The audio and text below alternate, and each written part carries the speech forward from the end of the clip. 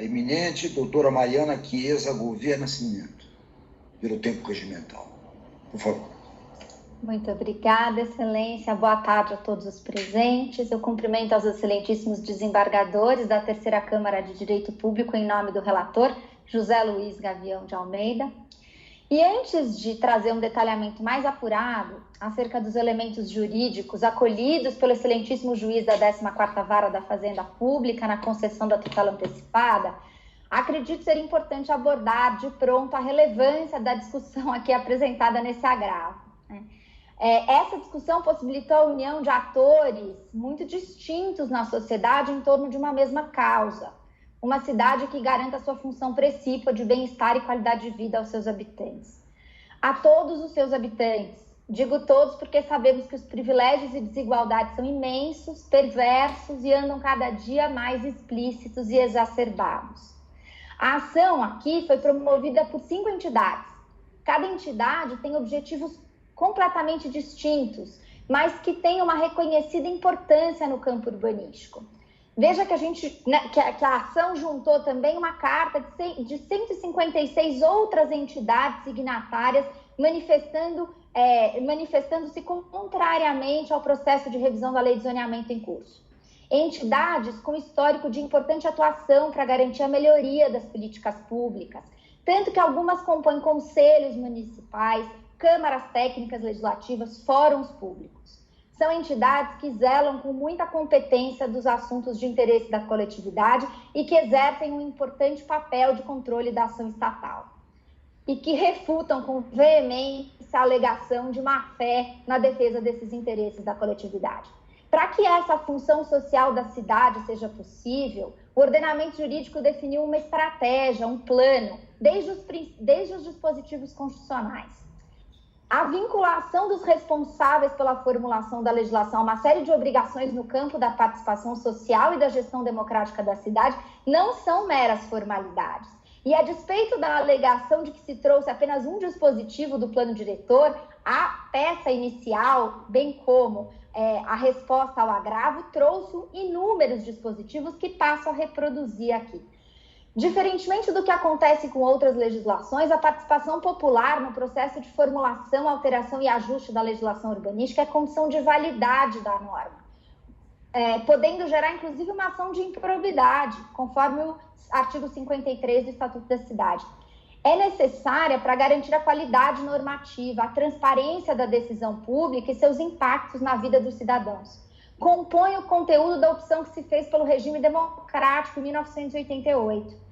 Para além da Constituição Federal, o Estatuto da Cidade prevê no artigo 2º como diretriz da política urbana a gestão democrática da cidade por meio da participação da sociedade na formulação, execução, acompanhamento de planos, programas, projetos de desenvolvimento urbano.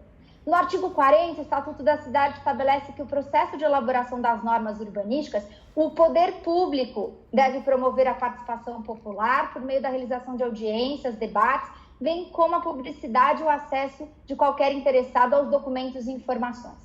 Veja que o Estatuto da Cidade, sabiamente, diz que a obrigação de garantir o processo participativo não é do legislativo, é do poder público, justamente por reconhecer a importância da formulação do executivo na legislação urbanística.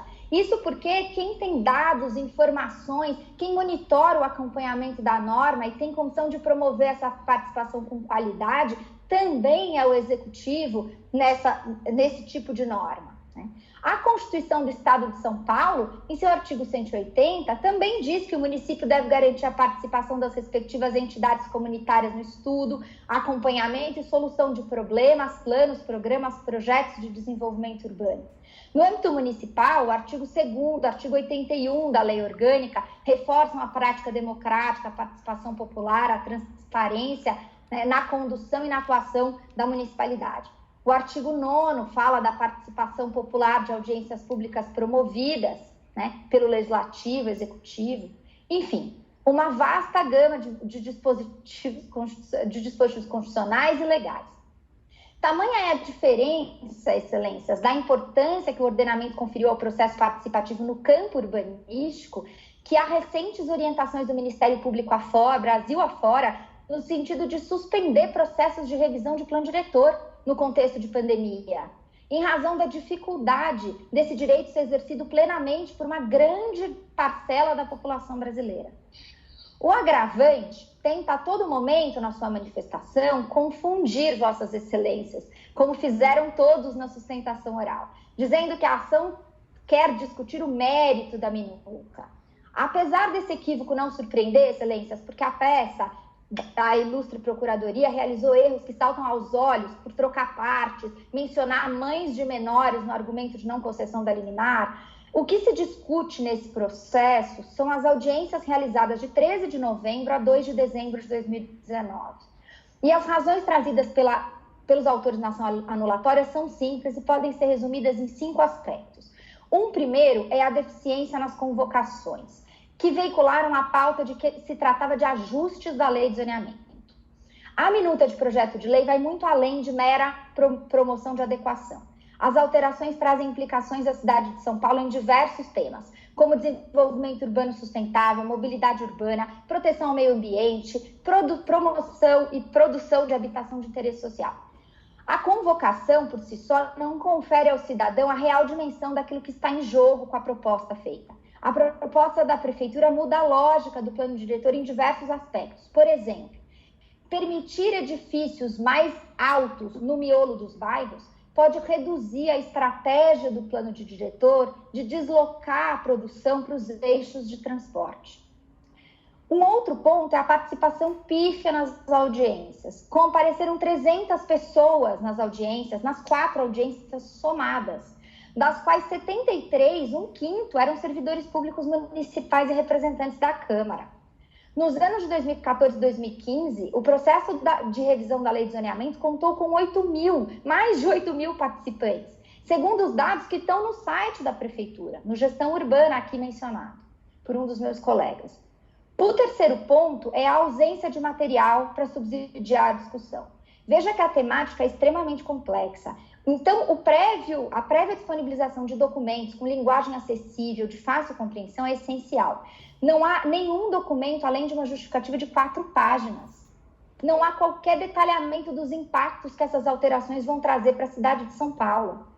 Como se engajar e como promover a participação com essa falha de material, de documentação, de compreensão? Bom, um outro tema é a ausência de audiências temáticas. Em cada local onde a audiência foi realizada, ela foi promovida como um único encontro que discutiu todos os aspectos relacionados ao projeto. Ou seja, mobilidade, meio ambiente, produção de habitação. A discussão conjunta, indiscriminada de diversos assuntos, dificulta que o debate seja aprofundado de maneira suficiente. E, por fim, a realização de uma audiência conjunta entre a zona central e a zona oeste da cidade. Quer dizer, uma única audiência pública conjunta a despeito das peculiaridades, dos interesses e das demandas próprias de cada território. Os cidadãos dessas zonas específicas acabaram por ser menos representados no processo de tomada de decisão pública. E sem conseguir rebater as razões que justificam a ação, a agravante traz alegações jurídicas que não têm fundamento para buscar reverter a respeitável decisão ora recorrida. Então, primeiro afirma que há uma outra ação idêntica. Excelências, o Código de Processo Civil é claro, no artigo 337, parágrafo 2º, que a identificação das ações só ocorre quando há as mesmas partes, a mesma causa de pedir e o mesmo pedido. Nesse caso, a ação civil pública mencionada pela Prefeitura possui partes distintas, porque tem como parte o Ministério Público. Trata-se de uma ação civil pública que busca a declaração da nulidade de todos os atos. Veja que a presente ação, além de ter partes distintas, tem por objetivo a declaração de nulidade de audiências públicas que foram realizadas, inclusive, depois da análise desse processo. As audiências realizadas do dia 13 de novembro ao dia 2 de dezembro de 2019, ocorridas muito após o ajuizamento da ação civil pública. Alega ainda a ilustre Procuradoria pela impossibilidade da concessão da liminar sem a oitiva da Fazenda Pública, em descumprimento ao artigo 2º da Lei Federal 8.437 de 92. Mas equivoca-se mais uma vez, porque esse artigo se aplica a mandados de segurança coletiva e ações civis públicas. Não tem correlação com a ação ordinária aqui em questão. E o mesmo fazem, trazendo leis de jurisprudência inaplicáveis ao caso, querendo dizer que está havendo uma antecipação de controle de mérito na etapa do executivo. Não se trata desse argumento, esse argumento não é exarado pelas partes, pelos autores. Bom, enquanto na grande maioria dos países a pandemia está trazendo importantes reflexões sobre os modelos de cidade, as formas de circulação e de ocupação dos espaços públicos, a prefeitura ignora todo esse contexto e quer enviar para a Câmara um projeto de lei que altera elementos centrais na construção da cidade, de uma cidade mais humana, sem garantir a participação popular obrigatória. Reduz as obrigações envolvendo a construção de habitação de interesse social, induz a construção de mais imóveis de alto padrão em regiões que precisam de um maior adensamento populacional para que mais pessoas usufruam dessa rede pública que já existe com qualidade, e ainda quer permitir, excelências, a ampliação de vagas de garagem perto de eixos de transporte, desconsiderando por completo as melhores práticas internacionais, os estudos que mostram o impacto da ociosidade de vagas de garagem na cidade. A tentativa de atender a um setor da economia, a construção civil, que vem muito bem representado aqui pelos amigos da Corte, não pode ser a única razão a permear a decisão pública, excelências. Por exemplo, a demanda por vaga de garagem que o consumidor tem, que precisa ser atendida, é algo legítimo para o mercado atender. O mercado tem que atender a demanda numa lógica legítima. O papel do Estado é analisar essa demanda e verificar qual que é o impacto que ela tem para a cidade, trazer dados, informações, colocar em prática o interesse da coletividade. Do início do processo até o dia de hoje, nesse julgamento, que pode alterar por completo os rumos dessa cidade, porque diversas perguntas, excelências, continuam sem resposta. Então, por que a prefeitura quer enviar esse projeto de lei com tanta nulidade? Por que não refazer as audiências de forma qualificada? Por que não produzir material que explique os impactos reais dessas alterações propostas? Por que não trazer dados e informações que justifiquem as opções do município? Por que, excelências, em um ano eleitoral? Por que, sendo que 2021, que é o ano que vem, já é o prazo para revisão de toda essa normativa, é a revisão do Plano Diretor de São Paulo 2021. Quem que está interessado nessa mudança, excelências? A quem ela beneficiará? Por que evitar um debate mais profundo sobre o que está em jogo na cidade? A sociedade tem direito de compreender os fundamentos, premissas e impactos que serão vivenciados com as alterações que se pretende fazer. O mero argumento da reativação da economia não pode servir para criar atalhos na democracia, excelências, nas opções democráticas e promover legalidade. A respeitável decisão agravada, que ora cito ipsis literis, bem explicita, é requisito indispensável para a regularidade da realização de audiências públicas, a ampla divulgação para a coletividade de estudos relativos à matéria tratada, com informações aos munícipes sobre as alterações e seu alcance. A transparência, com isso, atende-se não apenas à efetiva transparência, mas também à participação democrática de qualidade. E menciona ainda que o prosseguimento da tramitação do processo de alteração da lei seria temerário, diante do risco que adviria de eventual reconhecimento a posteriori do vício formal, o que acarretaria a nulidade dos atos praticados. Excelências, há importantes vícios que maculam esse processo. Permitir que o processo de formulação dessa norma caminhe da forma que está, sem que a prefeitura tome as providências que a lei assim exige, gerará tão somente mais desgastes para a sociedade.